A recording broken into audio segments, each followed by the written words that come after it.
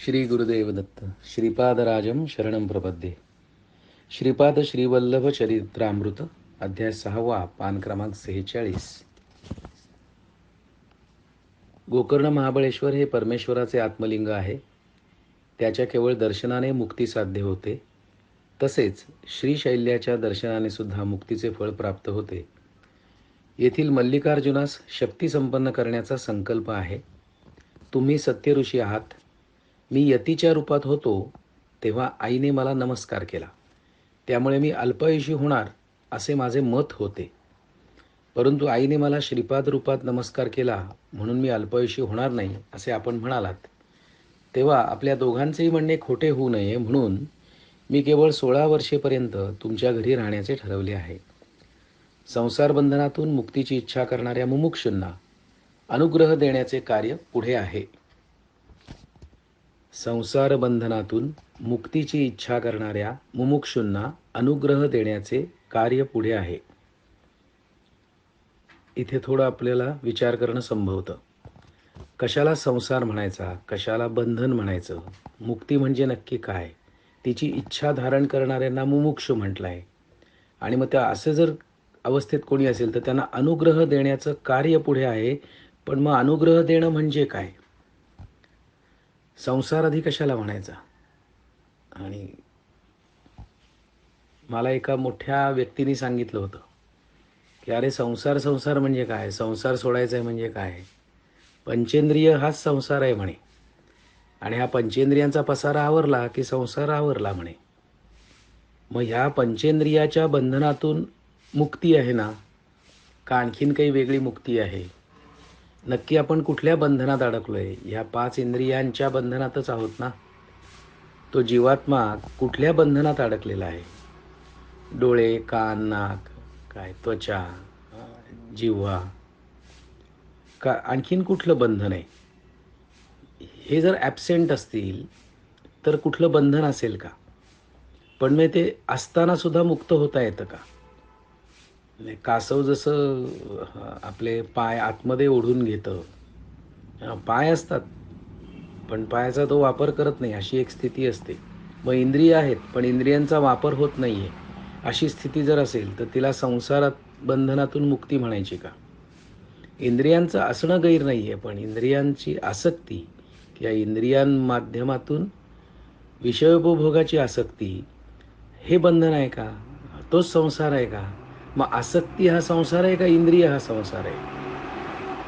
मग आसक्ती जर संसार असेल तर अनासक्ती ही मुक्ती आहे का? म्हणजे आपण इथेच राहणार आहोत, याच लोकांमध्ये, याच वातावरणात, याच घरात, याच परिस्थितीमध्ये, पण आता अनासक्त जगायचं आहे.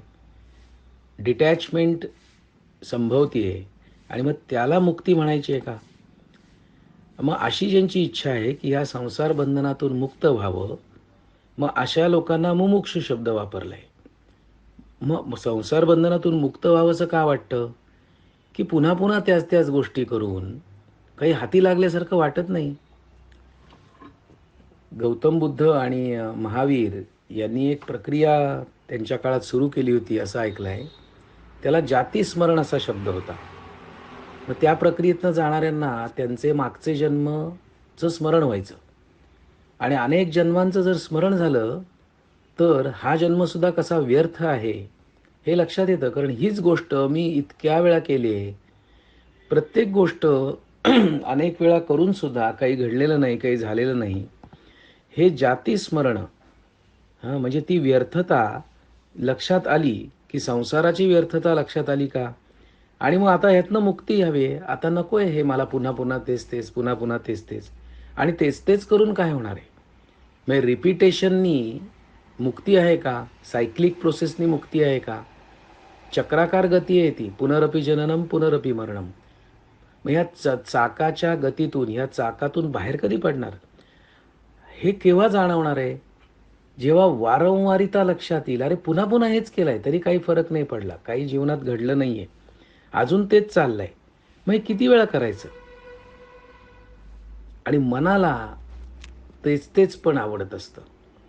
त्यामुळे संसारातून मुक्ती किंवा डिटॅचमेंट म्हणजे मनाच्या ट्रॅपमधनं मुक्ती आहे का? त्या रिपिटेशनची जी आवड आहे मनाला, ती जी आसक्ती आहे, त्यातनं मुक्ती आहे का? आणि मग ही कशी संभवते? तर बुद्धीमध्ये जर विवेक जागृती झाली, लक्षात आलं काय नित्य आहे आणि काय अनित्य आहे, हे कळणार आहे केव्हा? जर ह्या सगळ्याकडे पाहिलं तर. पाहणं केव्हा संभवतं? त्यापासून वेगळा झालो तर. म्हणजे वेगळा झाल्याच्या अधूनमधून जी झलक मिळू शकते, त्याच्यातनं बोध होऊ शकतो का? आणि मग हा बोध जर दृढ होत गेला तर ह्या संसार हे बंधन आहे आणि त्यातून मुक्तीची इच्छा निर्माण होते का त्या जीवामध्ये? आणि मग अशांसाठी श्रीपाद श्रीवल्लभ काय करतायत? ते म्हणतात अनुग्रह देण्याचे कार्य पुढे आहे. म्हणजे आता तुझी तयारी झाली ना, तुला लक्षात आलंय ना हे सगळं व्यर्थ आहे, मग ठीक आहे, आता थोडंसं मी पण तुझ्यासाठी काहीतरी करतो. मग काय करणार? त्याला अनुग्रह म्हणायचा का? की ज्यातनं आता ह्याची जी इच्छा झाली ना मुक्त होण्याची, ॲक्च्युली ती मुक्ती नाही आहे. बंधन हे बंधन आहे हे ओळखणं, ते वास्तव नाही आहे हे ओळखणं, माया माया आहे हे ओळखणं. आणि जी गोष्ट जशीच्या तशी जर लक्षात आली तर त्यापासून मुक्ती मिळू शकते.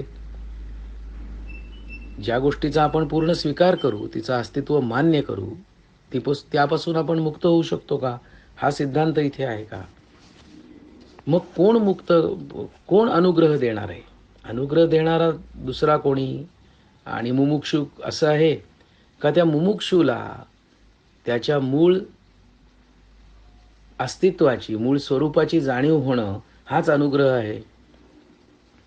म्हणजे मी अनंत असताना स्वतःला शांत समजायचं, मी अमर्यादित असताना स्वतःला मर्यादित समजायचं, यातून बाहेर पडणं हाच अनुग्रह आहे का? मग अनुग्रह देता येतो का अनुग्रह घडतो? मग देणारे जे आहेत श्रीपाद श्रीवल्लभ हे तत्व, ते जर सर्वत्र आहे तर अनुग्रह घेणाऱ्यामध्ये पण ते आहे की. सर्वत्रचा अर्थ काय? म्हणजे दोन आहेत का? तर नाही, श्रीपाद श्रीवल्लभांचंच तो मुमुक्षू एक रूप आहे. आणि मुमुक्षू म्हणून जे आतमध्ये काय जे आहे तेच श्रीपाद श्रीवल्लभ आहेत. म्हणजे ही घटना घडते का की मुक्तीची इच्छा निर्माण होते, अनुग्रह घडतो का कोणी देतो आणि मग मी इच्छा करतो आणि मला अनुग्रह मिळतो? असा आपल्याला विचार करता येईल. मी चिरंजीव असावे असा तुमचा संकल्प आहे, तो मी पूर्तीस नेईन. श्रीपाद श्रीवल्लभ हे स्वरूप गुप्त करेन. स्वतःचं रूप श्रीपाद श्रीवल्लभ म्हणून मी गुप्त करेन. म्हणजे रूप म्हणताय हे का रूप ज्यांनी निर्माण केलंय तो म्हणताय? नृसिंह सरस्वती हा अवतार घेतला तरी श्रीपाद श्रीवल्लभ रूप हेच नित्य सत्य रूप म्हणून राहील. मग आता स्वरूप काय आहे तर श्रीपाद श्रीवल्लभ, आणि अवतार कुठला आहे तर नृसिंह सरस्वती. मग अवतार आणि स्वरूप याच्यात काय फरक आहे? मग सोर्स आणि मॅनिफेस्टेशन, सोर्स आणि ऑब्जेक्ट, सब्जेक्ट आणि ऑब्जेक्ट. म्हणजे नृसिंह सरस्वती हे ऑब्जेक्ट क्रिएशन असं म्हणायचं आहे आणि श्रीपाद श्रीवल्लभ हे सोर्स असं म्हणायचं आहे का? नृसिंह सरस्वतीचे अवतार कार्य, अवताराला विशिष्ट कार्य आहे, म्हणजे नाम आणि रूपाने बद्ध आहे आणि त्याला असाइनमेंट आहे काहीतरी, आणि ती असाइनमेंट पूर्ण झाली, अवतार कार्य पूर्ण झालं की श्रीशैल्यास असलेल्या कदळीवनात 300 वर्षेपर्यंत तपश्चर्या करून, कोण तपश्चर्या करणार आहे? सोर्स तपश्चर्या करणार आहे का? का नृसिंह सरस्वती हा अवतार तपश्चर्या करणार आहे? 300 वर्षेपर्यंत तपश्चर्या करून प्रज्ञापूर म्हणजे अक्कलकोट येथे स्वामी समर्थ रूपात प्रकट होईल. कोण प्रकट होणार आहे? म्हणजे एके ठिकाणी अवतार शब्द आहे, आता प्रकटीकरण इथे शब्द आहे. काही फरक आहे का दोन्हीमध्ये? आणि स्वरूप काय आहे तर श्रीपाद श्रीवल्लभ असं स्वरूप आहे, सत्यरूप आहे ते. पुढे म्हटलंय तेथील वटवृक्षामध्ये माझी प्राणशक्ती प्रवेश करून मल्लिकार्जुन शिवलिंगात विलीन होईन. मग हा सगळा ऊर्जेचाच खेळ आहे का? म्हणजे स्वामी समर्थ रूपात प्रकट व्हायचं आहे, त्याच्या आधी नृसिंह सरस्वती असा अवतार आहे, आणि मग ते स्वामी समर्थ रूपात प्रकट होण्याच्या दरम्यानची प्रक्रिया काय तर 300 वर्षाची तपश्चर्या आहे कदळीवनामध्ये. आणि तपश्चर्या कोण करणार आहे तर श्रीपाद श्रीवल्लभ, तो जो सोर्स आहे ते तपश्चर्या करणार आहे का अवतार तपश्चर्या करणार आहे? तर नृसिंह सरस्वती हा जो अवतार आहे तो अवतार म्हणजे नामरूपानी बद्ध असलेलं जे आहे ऑब्जेक्ट, ते 300 वर्षे तपश्चर्या करणार आहे. सोर्स कसा तपश्चर्या करेल, मूळ तत्व कसं तपश्चर्या करेल, त्यापासून जे निर्माण झालं आहे त्याच्यातून तपश्चर्या संभवते. आणि मग काय आता नवीन आकार, नवीन रूप, 300 वर्ष एकाच ठिकाणी काही तपश्चर्या केली आहे आणि परिणाम काय झाला आहे, तर रूपामध्ये बदल झाला आहे, नामामध्ये बदल झाला आहे. मग नामरूप नवीन आता धारण केलं आहे, ते आहे श्री स्वामी समर्थ. मग ते प्रकट कुठे होणार आहे, मग बसलेत कदळी वनामध्ये आणि प्रकट होत आहेत अक्कलकोटमध्ये. म्हणजे तिथून ते इकडे येत आहेत. आता आता हा काळ काळ आणि स्थल काल, काल आणि अवकाश, अशा खऱ्या काही ह्या तत्वाला मर्यादा असतात का? त्या तत्वामध्येच तर काल अवकाश आहे, त्याला कसल्या मर्यादा आलेत? त्यामुळे ते कुठेही प्रकट होऊ शकतं, त्याचा अंतर हा विषयच नसतो तिथे काही. मग तिथे काय म्हटलंय, तेथील वटवृक्षामध्ये म्हणजे अक्कलकोटच्या वटवृक्षामध्ये माझी प्राणशक्ती, म्हणजे मी आणि प्राणशक्ती वेगळा आहे. मी शिव असेल तर ती शक्ती आहे. मग ती प्राणशक्ती जी आहे ती प्रवेश करून मग पुढे मी काय करणार आहे, तर मल्लिकार्जुन शिवलिंगात विलीन होईन. म्हणजे आधी वटवृक्षामध्ये प्राणशक्ती प्रवेश करणार आहे आणि मग मी काय करणार आहे, शक्ती गेली वटवृक्षामध्ये आणि मीचं काय, तर मी मल्लिकार्जुन शिवलिंगात विलीन होणार आहे. म्हणजे पुरुष तत्व जे आहे ते मल्लिकार्जुन शिवलिंगात विलीन होत आहे आणि प्राणशक्ती जी आहे ती वटवृक्षामध्ये विलीन होते. असे दोन दोन दोन दिशेनी शिवशक्ती जे एक होतं, मॅटर आणि एनर्जी, कॉन्शियसनेस अँड मॅटर किंवा कॉन्शियसनेस अँड एनर्जी, पुरुष आणि प्रकृती, असं दोन विलीन झालंय असं म्हणतायत का इथे? बारीक बारीक विचार केले, नीट चिंतन केलं तर खूप मोठा खजिना आपल्या हाताला होऊ शकतो. आणि तो खजिना हाच आहे की आपल्याला एक वेगळ्या प्रकारची विचार करण्याची सवय लागू शकते. एकाच गोष्टीकडे अनेक अँगलनी, त्याला 360 डिग्री अंडरस्टँडिंग म्हणतात. मी देवळातला खांब जर पुढून बघितला तर मला तो गोल आहे असं वाटतं, पण गोल आकार दिसत नसतो. मला एकच बाजू त्याची दिसत असते. पण त्या खांबाला जर मी प्रदक्षिणा घातली, तो विषय पूर्ण 360 अंशांनी जर समजून घेतला तर मला त्या पूर्ण खांबाचं स्वरूप लक्षात येतं. पण दिसताना डोळ्यांना एकच बाजू दिसत असते आणि उरलेली बाजू जी आहे ती प्रदक्षिणा घालताना जे चित्तामध्ये स्टोअर झालं, रेकॉर्ड झालं, त्याच्या आधारे मला त्या पूर्णत्वाची जाणीव होत असते.